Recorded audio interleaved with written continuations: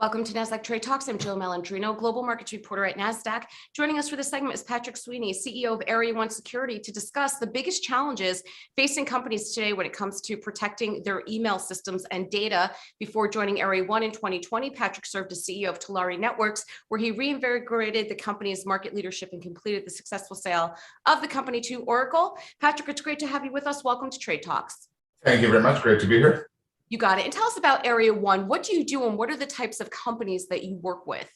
Sure. Well, what we do is we focus on a mission of inbox.clean. And what that means is 95% of all email security threats start with phishing. And so our goal, our mission in life is to stop phishing attacks from reaching corporations and businesses and universities and individuals. Yeah, it's really interesting. I mean, the phishing, it just gets more advanced and it's so hard to identify no matter how much training we have. So what do you see as the biggest challenges facing companies today when it comes to protecting their email systems and their data? It's the diversity, right? So you have so many different types of attacks. It's fast moving. And we all know this, which is we've talked about email security and cybersecurity for decades now, and yet it's an unsolved problem to some degree. And so getting to that mission, getting to that vision of inbox.clean is really, really hard. You've got cyber criminals attacking via widespread tools and techniques, and you also have highly focused attacks that have absolutely no payload whatsoever, have no obvious indicators of threat, and yet can result in literally hundreds of thousands of dollars, millions and millions of dollars of theft. So high volume attacks, low volume attacks, and a diversity of different techniques to make that happen.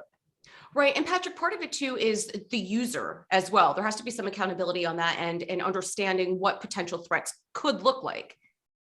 It's hard because one of the vectors of attack these days that is probably just the absolute worst is the fact that you have trust, right? We have trust. We've probably done emails to each other, and so we can establish trust. But what absolutely is the hardest one for anyone to understand is that in that trust, that the person on the other side can be compromised, and therefore they become the vector become the attack to your company. And that's very hard because if I email you and it looks legitimate, how do you know that I'm not me? It just gets more complex and sophisticated, doesn't it? And we've also seen a spike in activity from regulators, particularly the SEC, when it comes to cybersecurity. SEC Chair Gensler laid out an aggressive plan to protect the financial system from cyber attacks. What's driving this, and what does this mean for companies and the financial system? What tends to drive it is the high-profile ones that wind up impacting you, me, and them, right? You know, that means that the average person in the company, the average person at home, and the average politician, when you get that confluence of everyone being affected, you get reactions, and you get the reactions from kind of government entities.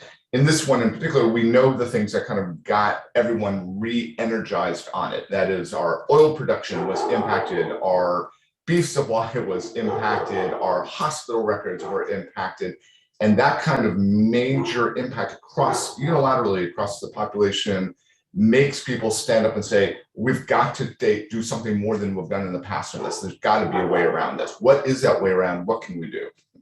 All right, Patrick, we appreciate the insight. Thanks for joining us on Trade Talks. I'm Jill Malandrino, Global Markets Reporter at Nasdaq. Thank you very much. Great being here.